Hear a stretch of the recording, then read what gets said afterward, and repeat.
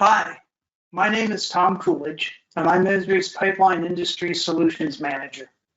I am facilitating today's webinar along with my colleagues, Jeff Allen and Scott Nulis.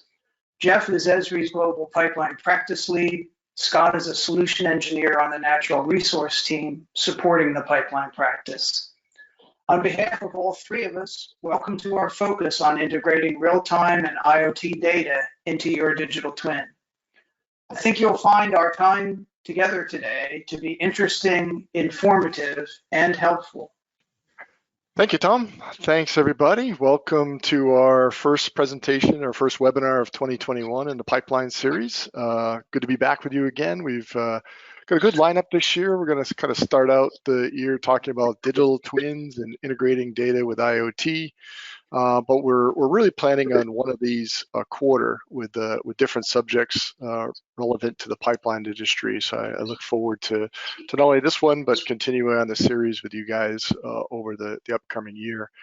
But as I mentioned, we want to really kind of build upon some of the seminars that we did last year. We talked a lot about modernizing GIS, using things like the utility network and APR to really build out these more comprehensive models that we use in the pipeline. And so I kind of wanted to review that a little bit first, and then jump into this new topic about IoT and bringing real-time data and integrating it with the digital twin. So as you've often heard me say, there's a lot of need and a lot of use cases with the industry to really modernize the GIS and build out these more comprehensive digital twins, whether that means more assets or 3D or adding real-time data or integrating imagery sources. These are all things that go into the model to start describing it. And really the goal here is not just to put more points and lines on the map, but enable the GIS and really that comprehensive system of record to tie in with other corporate systems and then bring more value to the organization, right? So without some type of ROI in the back end, just building out more data in the GIS for building's sake is really not going to get the interest of the executives, right? We need to show how this is driving value. And hopefully, as you see the presentation today, you'll see how we're now extending that into real-time data and building more value for the organization by leveraging the investment that you've made in building out these digital twins. And so just as a baseline, right, these digital twins are the visual representations of the real world. They include the physical objects, obviously, but not only that, but the behaviors and the processes and the relationship between these objects. And these are some of the things that we've sort of lacked in the past, right? We've always had this representation on the map of the physical objects, but how they relate to each other, what happens when a valve closes or a pump comes on, or what the pressure that pump is pumping at, or compressor station, and be able to build in those behaviors really now is that sort of next generation of these digital twins. And the GIS itself is where we build these environments, right? It is the manifestation of that physical environment in the digital world, and it's the tools and the process and the people that we would put in place to build out those digital twins and make them come alive for the organization. And so you start increasingly hear about these information models, right? So in the pipeline industry, we've sort of been focusing on this network information model, how the pipes and the network itself is built and the connectivity. But we also focus at Esri on other information models that might come into play. The one that is more germane to the pipeline industry might be a building information model, right? Once we go inside the fence or inside of a building, how do the pipes that are in those facilities interact with that larger information model? Or maybe we have an information model that represents the geophysical world, and how does that play into the pipelines? Or as cities start to build out more smart models, how do we interact with other models that are in the outside world? And we really see ArcGIS is the framework to start integrating these digital twins together and start building more comprehensive information models. But as we dig into that information model itself, right, there's a whole bunch of concepts that the digital twin oversees, right? We want to be able to have that data accessible anywhere, be able to collaborate, have a transactional model so we can move information in and out of the digital twin to other third-party systems. But today I really want to focus on this idea that the digital twin then becomes alive with real-time data, right? This becomes us taking these maps and then giving them some real-time data, real-time analytics, and bringing that data alive. And how do we do that? And how do we make that happen inside the ArcGIS platform? And so if you kind of remember back to this slide that I have shown in past webinars as well, is we have these sort of patterns of use, right? These are our way of disseminating what I call the Esri alphabet soup. And I often say, if you can point to one of these use patterns, we can then point you to the underlying Esri technology that drives it. And oftentimes these patterns come together. And one of those patterns of use that we see, a common pattern of use, is monitoring, right? The ability to track and manage these resources in real time. And often we'll see that pattern then put together with other types of patterns, right? So a use case in the pipeline industry might be able to see real-time monitoring data overlaid with field mobility, be able to take that data out into the field in conjunction with some type of decision support system that's sitting in ArcGIS Online or on the portal, right? So we combine these patterns of use together and build more comprehensive solutions by using these building blocks inside the Esri technology stack. So now shifting away from the digital twin baseline and really kind of focusing in this idea of real-time data, what makes this data sort of different and special from other things that we might want to store and manage within the enterprise geodatabase? And there are three characteristics of real-time data that make it challenging. The first being the velocity, right? How much of this data is coming at you? It's unlike anything else you've managed from a mapping point of view. These data sets typically change very rapidly. They're also highly variable. So one sensor to another, the type of data you're dealing with could be a position of a vehicle or a flow meter on the pipeline, or maybe a geophysical device that's showing earth movement or stream flow, right? How this data comes at you and how we deal with it from a variability standpoint is very important. And then the third aspect of this data is that we create a ton of volume, right? So you think of the velocity over time problem, is that now we need a way to store this data, and we need to store it, a massive amount of it, because there's things that we do in real time, and there's things that we want to ask over time and looking at trend analysis. And the only way we can do that is store all this real-time data up so we can then see the trends and do some back-end processing or batch processing to drive more value out of this information. So the capabilities, that's sort of template capabilities for IoT, is obviously ingestion. We need to bring that information into the platform. It's almost kind of the mandatory step one. Then we want to visualize it. Like, how do we take this information and then put it on a map, link it up with our digital twin? We often want to think about things in context of georeference or geofencing, right? We have something happening inside of a specific area. Where are our resources? Where are our pipes? What's happening in that location? We want to be able to detect incidents. This is very important from a pipeline operations standpoint. But then we also want to look at this data over time, which leads us into trend analysis. And with all this stuff happening on the back end, it's really not really valuable unless we can alert the organization to what's going on. So it's very important that we have a mechanism for alerting and push this information out to the field workers, to the folks in the organization, to let them know, hey, we have this massive amount of data, and through our processing, we see this trend, and here's an alert on that trend to take action on.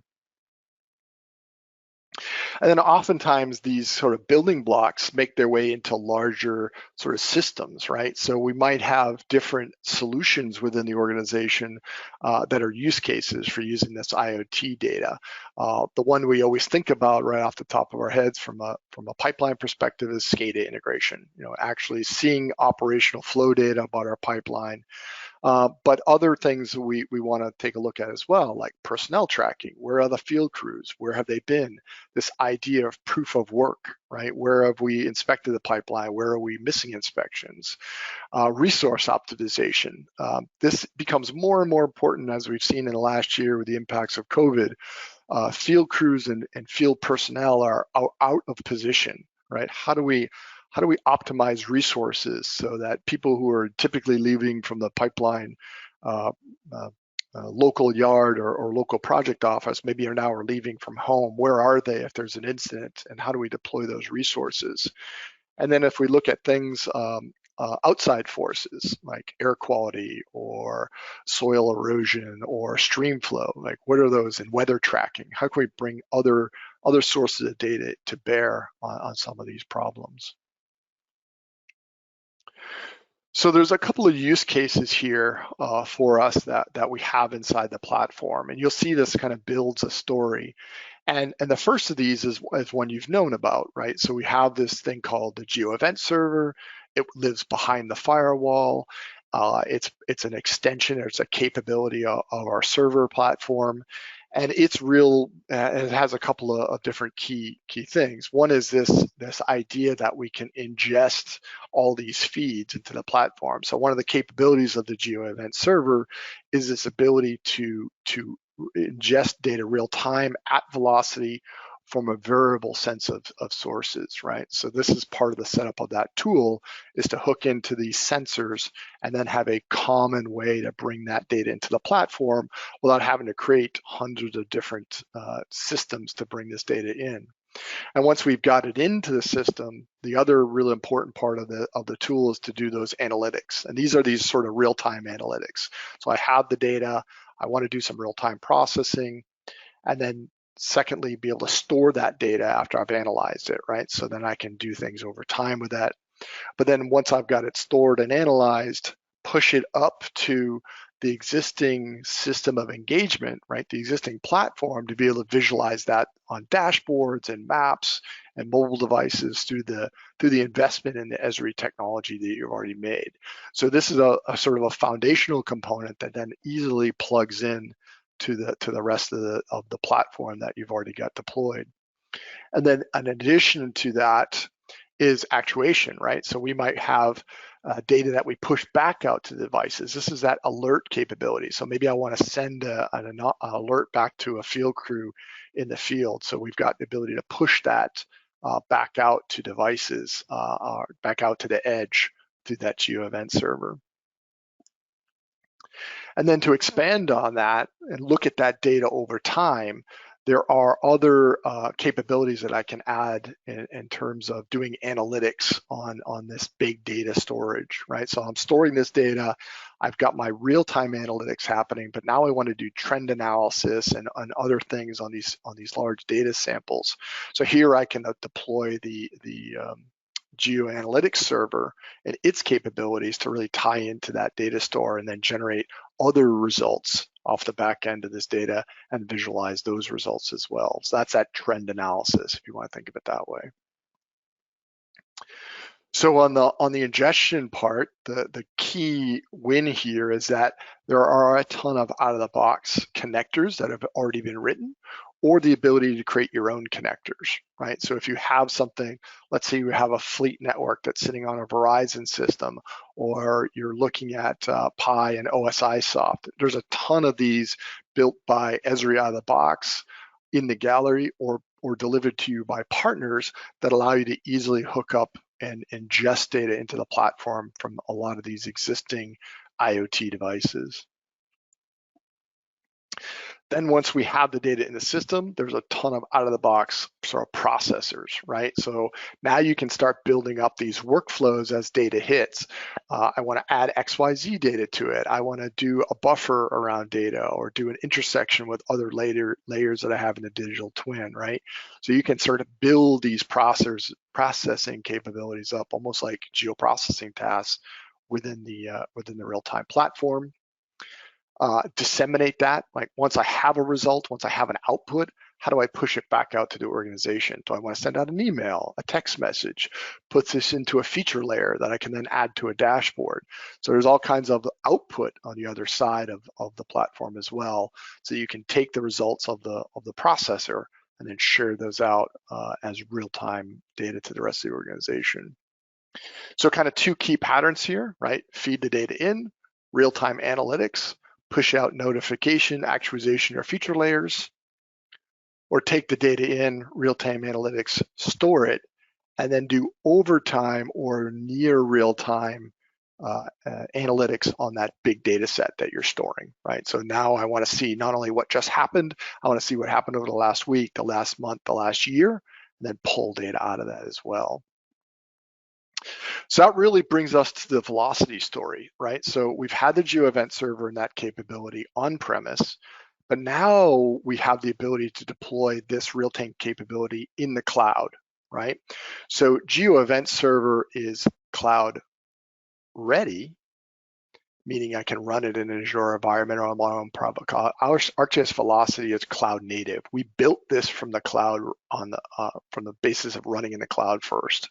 So you can run this in ArcGIS Online as an Esri managed service. So you actually don't buy the software, you just buy the capability or buy the ingestion capability from us. Or you can deploy this through something like Microsoft Azure and have that capability sitting right in there in your cloud environment as well. And so when we put Velocity in the picture, we have this now cloud online or private cloud that it has that ingestion, storage, and analytics capability sort of built into one tool. It's all web-based, it's all managed by Esri or managed in your own private cloud, and really brings that, reduces significantly the complexity of implementing this technology within your environment. You still have, and we still support the GeoEvent Server on site, but ArcGIS Velocity now opens this up. And ArcGIS Velocity is priced in different stages. So you can have unlimited feeds and unlimited sensors, or you can go all the way down to individual feeds and really bring that price point down significantly as you start looking to deploy this within your environment.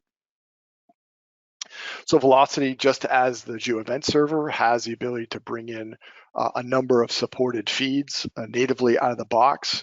You can see the Azure IoT Hub and the Amazon Gateway devices, right? So there's other IoT platforms out there that we've already integrated with. So those platforms have connectors to devices. We can read those connectors and bring that information right into the analytics platform, as well as being able to customize this and bring in your own formats as well. Then we have the real-time operators, filtering, map projection, selecting, buffering, joining, calculating distances. These are all things that we would then do as real-time data hits the platform as a spatial operator. And then if we look and look at the batch capabilities, so you see those real-time capabilities in purple. Well, the green represents what I can do over time, like aggregation, summarization, finding points with clusters. These are all things that I can run against not only the real-time data, but the storage of data that I've collected over time and really drive results for the organization and insights of what's happening along these pipelines.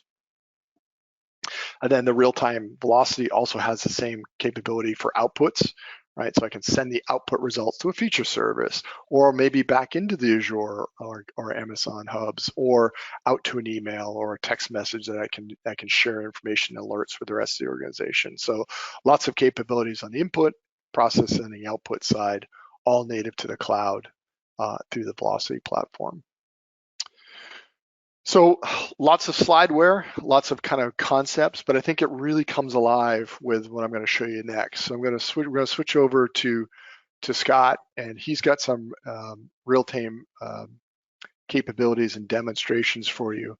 So Scott, I'm going to stop sharing. All right, thanks, Jeff. 1 second here while I share my screen. Okay. Thank you everyone for joining us today. I really appreciate it. And like Jeff just mentioned, I'm going to walk through a couple of different kind of key workflows or use cases where we see IoT and sensor data really playing a big part in kind of pipeline operations and day-to-day maintenance. So what I've got here on my screen is just a basic map of a pipeline system. And we've got some core asset layers. Our center line, we've got some valves, we've got some inline meters, and these all represent that data that's sitting in that core system of record that Jeff just talked about. And when we talk about digital twin, it's really about marrying all of that static information in that system of record with this dynamic information coming from those sensor feeds out in the real world. And in this case, what we're looking at is operations information, or SCADA data. And if I zoom in here to one of our pipeline facility sites and click on one of our meters, we can see some of the information that we're storing in our system of record about our assets. So things like flow capacity, pressures, right? And all of this information is good and it's useful, but it's static. It's not updating. It's not really representing what the current condition of our assets are out in the field. And that information, like I just said, is usually stored in some type of SCADA or real-time sensor network, and being able to connect to that and marry it up with this information that we see on the map is really key in driving some of those useful visualizations and being able to make those better decisions. So that's really where Velocity comes into play. And as Jeff mentioned, Velocity is our real-time and big data processing and analysis capability of ArcGIS Online. It's completely hosted and available as software as a service, or SaaS. And when we talk about Velocity, we're really talking about three kind of different topics. So the first one is feeds, and feeds represent a way to connect to all of that source data that's sitting out there that we want to bring into ArcGIS for visualization and analysis.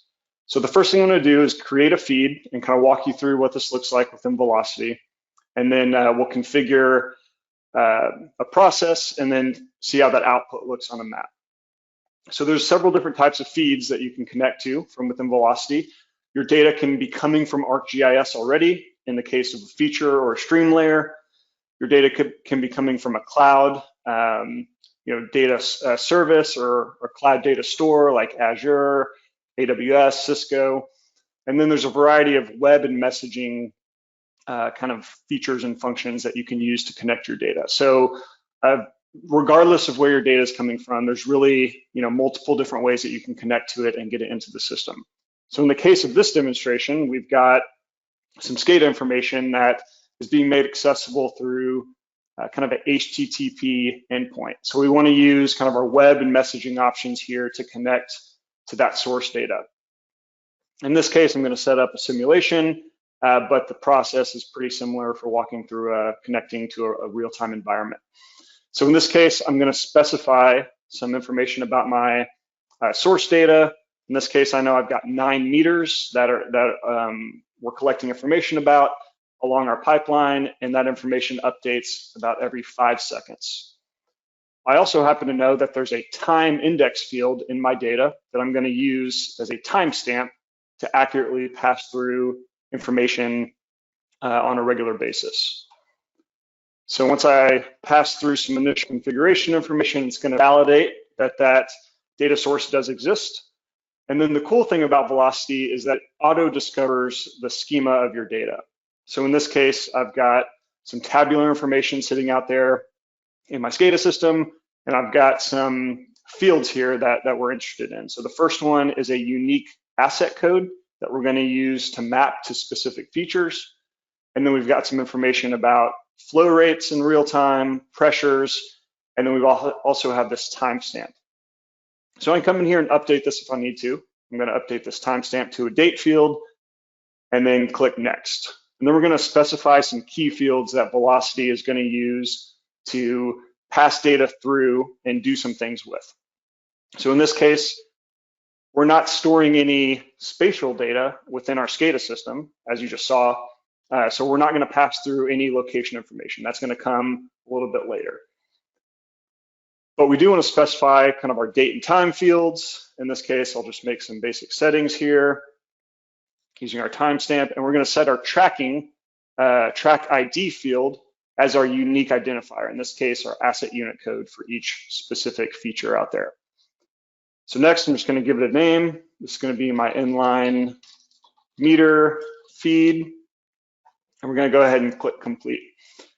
And so what this is doing is it's creating and establishing a connection to our source data that we can then use to start in motion some process or feed data directly into ArcGIS.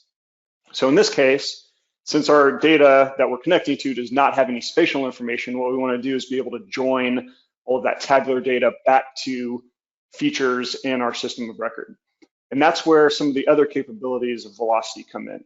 So in addition to feeds, we also have analytics. And in this case, I'm going to create a real-time analytic that's going to join our SCADA information coming from our sensors to our information stored within ArcGIS already. So I've got this existing real-time analytic feed or real-time analytic already created. And for the purposes of this demo and time, I'm just going to look at kind of what it looks like here. So in this case, we've connected to our feed, and within the analytic, what we can do is set up different processes using different tools. So these are all of those capabilities that Jeff was just referring to, being able to actually do things and process your data kind of in flight, on the fly, when you're ingesting all of this real-time data. So I've got my input, my source data here. I'm also bringing in my meters from ArcGIS. I'm running a join feature. So I'm taking all of that information coming from our SCADA system, joining it to the appropriate feature within the GIS, and then I'm passing through some information that's also being stored within that SCADA information.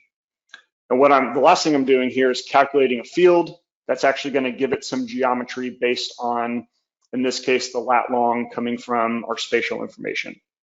And then finally, we're going to output a brand new feature layer that's going to include all of our kind of real-time data in a way that we can visualize on a map in relation to some of our other information on the map.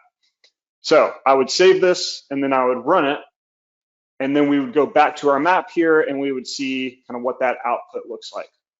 So if I open up my table of contents here, I'm going to go ahead and turn on our inline meter SCADA layer, zoom back out. We can now see that we've got, in this case, symbolized points on the map that represent the current pressure. And if we click on one of these meter locations, we can get, there we go, we can get real-time flow rates and pressures coming from our SCADA system, and in this case, being updated every 5 seconds. So we can see our timestamp there corresponds to the current time. So now what we've done is taken our static data and we've enriched it really with our real-time information coming in through Velocity and a feed, and then doing this real-time analytic to get it onto the map. And it's certainly helpful to be able to visualize this information, but there's additional value that we can really gain by looking at this information in a slightly different way. So what I've done is configured a dashboard that really offers another level of insight into this information. So instead of just being able to visualize where the points are on a map and what their status is, I can put this information into a dashboard and configure it in a way to actually show me the information that I'm looking for. So in this case, we've got all of our meters that are reading data in.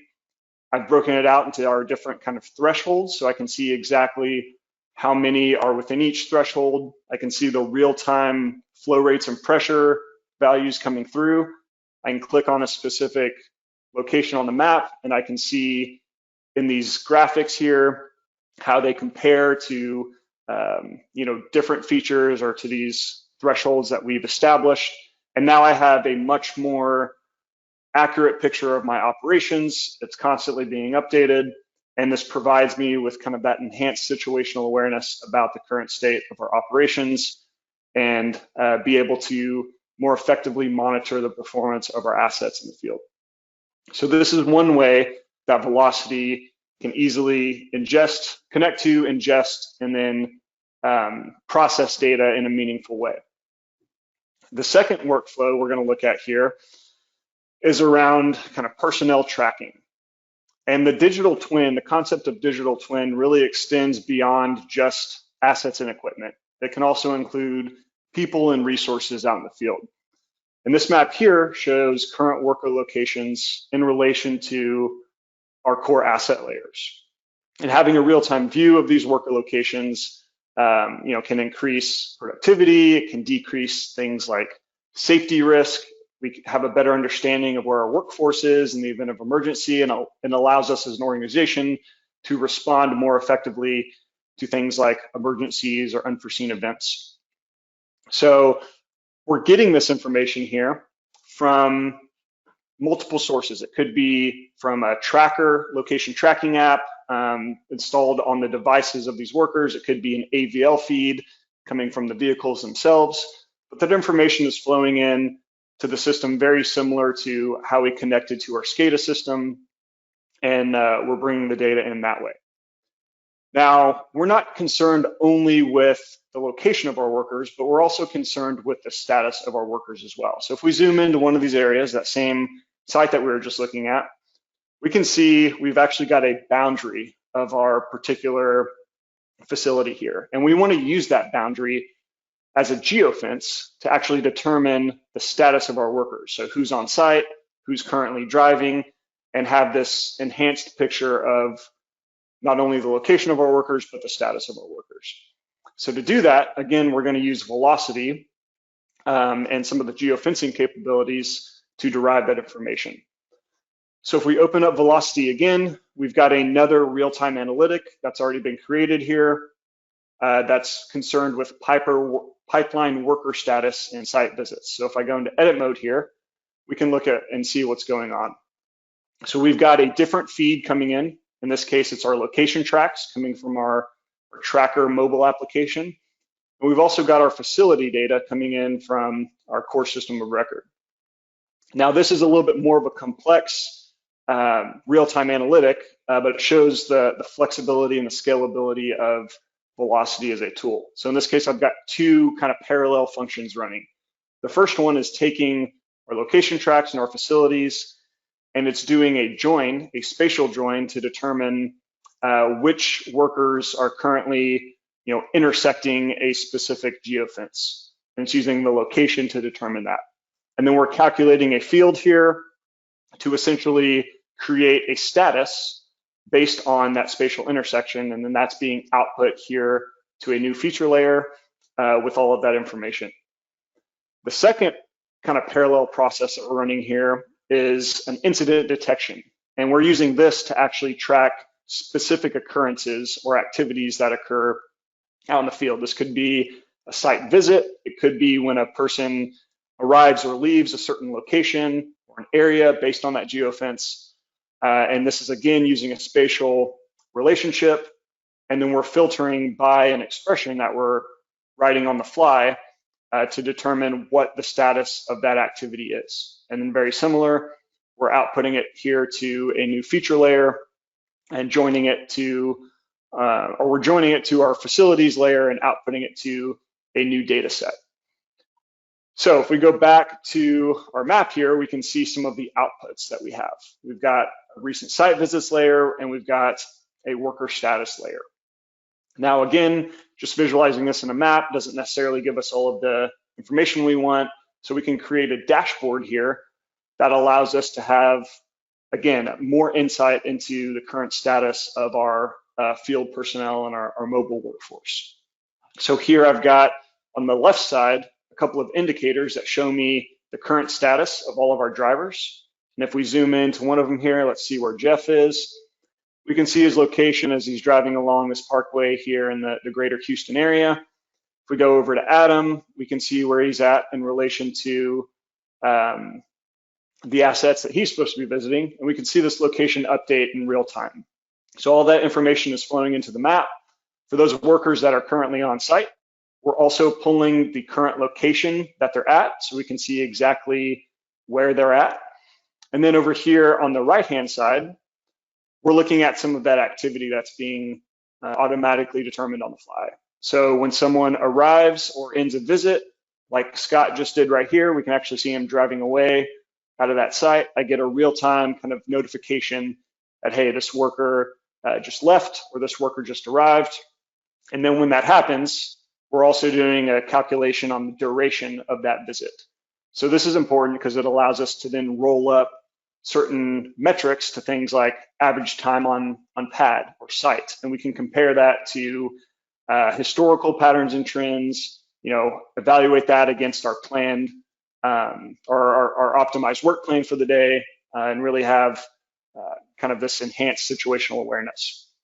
So this also is beneficial for the context of COVID tracking, like Jeff mentioned, when we've got this disparate workforce, having a better understanding of where all of our workers are at, being able to understand who's working out of certain offices or certain areas, who's currently on site, making sure everyone's looking after or abiding by certain safety protocols and regulations. All of that gets rolled up into this kind of common operating picture as well. So we've looked at kind of performance, asset monitoring. We've looked at personnel tracking and kind of safety monitoring. And the third kind of workflow or use case we're going to look at today is really around risk mitigation. And if I open up our third map here, I've got some layers here on the map that really represent all of our stream crossings along this particular set of pipe.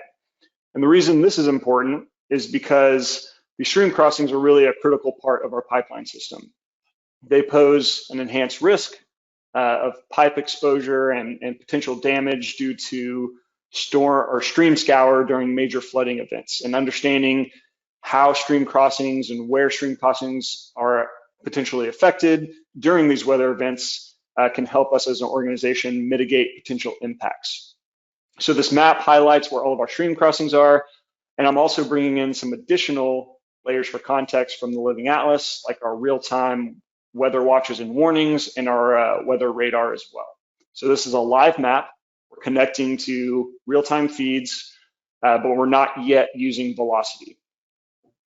What we want to be able to do, however, is notify one of our regional supervisors in the event of one of these floods or one of these potential bank erosion events. So if I zoom in here to one of our operating areas and click on it, we can see we're pulling information about our operating area, the supervisor or manager, and some of their contact information for each area. And ultimately, what we want to be able to do is alert that particular individual in the event of something that gets detected by our system in an automated fashion. So that's where Velocity comes in this particular workflow. And if we open up Velocity, what we're looking at now is a big data analytic. So a big data analytic is different from a real-time analytic in that it performs kind of this batch analysis on stored data or near real-time data. So all of those watches and warnings coming from the Living Atlas, those are updated on a regular interval. I think it's every 10 or 15 minutes. And when that information gets updated, we want to automatically have the ability to go and notify someone if an event falls within one of these areas. So that's what we're going to do with Velocity. If we open up one of our analytics here, we can see what the process looks like. So in this case, I've got our stream crossings layer that's being joined with our weather watches and warnings layer coming from the Living Atlas. And this is being done to find these at-risk crossings. So same thing we did earlier with the spatial relationship. We're passing some information through. Then we're enriching that result with information from our operating areas. In this case, our manager name, their email, and the area of the operating region that the event has been detected in. And then we're calculating a field in this case that's going to contain some text to alert the individual as to what the issue is. So we've hard-coded some text in here, and then we're passing some dynamic information using an arcade expression. Now, different from some of the other feeds we looked at, or some of the other outputs, we're generating an email here, and this ties into some of the alerting capabilities of Velocity. Instead of just sending out data into a feature layer or writing it to a cloud data store. There's a variety of options to alert people through emails or text messages or HTTP. So we really get into the actuation and alerting capabilities of Velocity.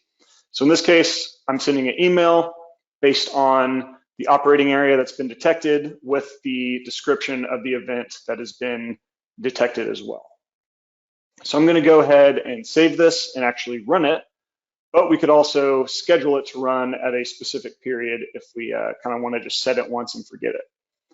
So while that spins up, I'm going to go back to our map here. And again, looking at this on the map is helpful, but we want to be able to get some more information. So we're going to use another dashboard to be able to look at this information as well.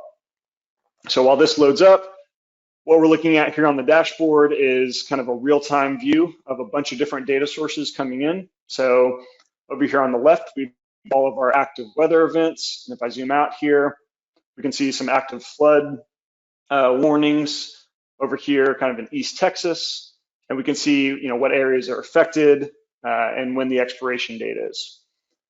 If I zoom into this area here, we can see that we've also got all of our stream crossings and our operational areas. Now, since there's no active weather events within this specific area, I'm just going to go ahead and toggle on a simulated event that we've created on the back end and go over to our other list here. And we can see here, we've got a flooding event that's been detected along the Brazos River. So if we zoom into our flooding event, we can now start to see potential impacted stream crossing locations in relation to all of our other reference data. Over here on the right, what we're doing is bringing in some live stream gauges, another data source from the Living Atlas that give us an additional insight into the real-time status of some of these watercourses in the area. So in this case, I've actually got a gauge both upriver and downriver from our specific stream crossing here that looks to be impacted, and I can quickly do a visual and see a cool little infographic that's been produced, in this case by the USGS, I believe.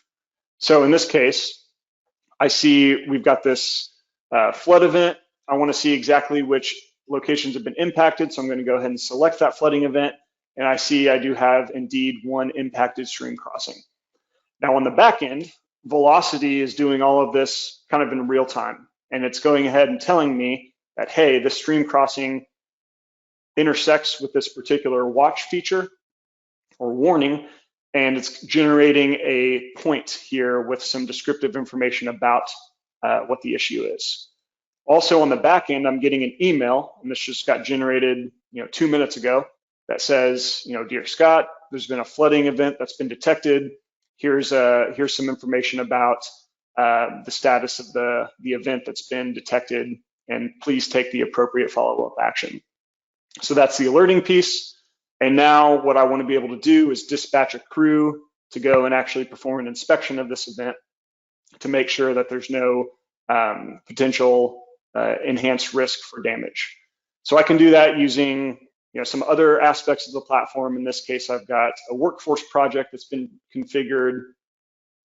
I'm gonna basically pass through all of that information into my workforce map. And for those that don't know what workforce is, this is our kind of tasking and workforce management application. I can click on my detected event here on the map, and I can actually create an assignment from it. I see all of the information that's been passed through as well. And then I can select from some pre-configured assignment type options. In this case, this is going to be a bank erosion assessment. And I can assign it to a worker that's in the vicinity. So if I scroll out, we can actually use the real-time location feed coming in from Velocity as well to see where workers are in the vicinity. I can see Sam just left his site. It looks like he's pulling away. So since he's the closest worker, I might go ahead and assign this particular task to him. But for the purposes of demonstration, I'll just go ahead and assign it to myself and then give it some information, due date, priority, any other descriptive information. So I'll go ahead and create an assignment. And this is going to then alert the field worker that, hey, you've got a new task or a new assignment that you need to go and take care of. So over here within my workforce mobile view, I can go ahead and sync my map or have it auto sync depending on my preference. And I will be notified that I've got a new assignment that's been assigned to me. So that will pop up on my to-do list. I can go ahead and open it up. I see the location there on the map, all of my descriptive information, and now I have an option to navigate to it. And once I get there, right, what I want to be able to do is collect information. So I might open up something like field maps to actually collect some data here, in this case, at our inspection location, perform maybe a geohazard assessment, collect the appropriate information and get that back into the system. Back in Workforce, I would go ahead and finish this assignment and then continue on with the rest of my day. So back in the office, right, all of that information is flowing in real time. And if we go back to our dashboard here, we could see that collected data come back into the office. And really what we're getting at here is creating kind of this automated workflow and process that can be used to enhance, operational efficiency. So being able to bring in these live stream gauges, maybe even add that into the velocity workflow where we're using these patterns and trends that we're detecting over time, identifying these high stream flow events, and then performing kind of really big data analytics and identifying patterns and trends, running predictive analytics to determine at-risk locations, and ultimately, implementing kind of this predictive maintenance pattern to mitigate any potential risks. So everything that we showed today, all of the dashboards, all of the velocity, the mobile apps, all of that is completely configurable and out of the box. There's no programming, there's no customization. And really the benefit is that it's all offered as a SaaS model as well, which means it's flexible, it's scalable, and it's kind of ready to meet the needs of your organization. So with that, Jeff, I'll toss it back over to you.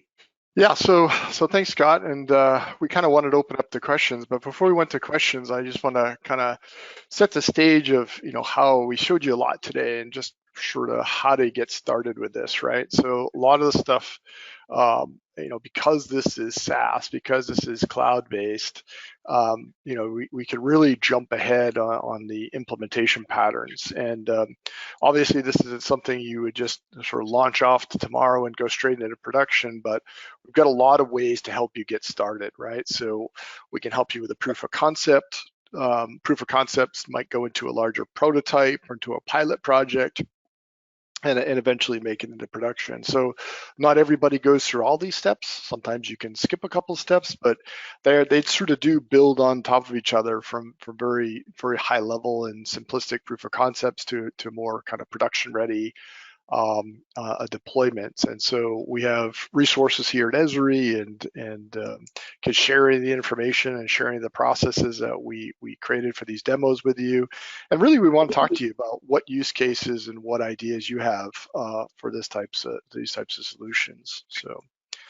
So we've got about 10 minutes left. I had been answering a bunch of questions on the fly, but I sort of wanted to kind of bring the last demonstration that Scott did really kind of brings to bear that, those new PHMSA regulations around geohazards, right? So we showed kind of the stream crossing and weather watch, but there's also other feeds we can use around, earth movement and seismic and bringing in LiDAR data and different sort of external data sources to start answering some of those questions. But more importantly to that, not just identify where we have incidents, but show you how you connect that together to your other investments, like the mobility platform, and be able to move that out to a form that gets filled out for the field crews and submitted. So, ultimately when that day comes, if we have to answer the question to the auditors, how did you manage these geohazards? We have the whole story that we can play back, right, from the original alert into the objects, into where the people were, and then how do we assign work to them, and ultimately the disposition of that alert, and how did we deal with it from an operations standpoint. Jeff, we did have one or two questions there right at the end. Is it okay to tackle those now, or is there something else you want to do before? Yeah, no, let's see if we can. It was pretty quiet, but I see him piling in quick and fast. Yeah, the question is there a list of native velocity connectors? Yes, so we showed those on one of the slides, but we have some resources that we can put together, and we can email those along to give you some actual documentation of what comes out of the box with the velocity side from a connector standpoint. Okay. Another question is it possible to link the live stream data to a 3D BIM or MEP models? For example, buildings, scene layers. Can this be implemented in a 3D augmented reality environment if that's how your GIS data is being displayed?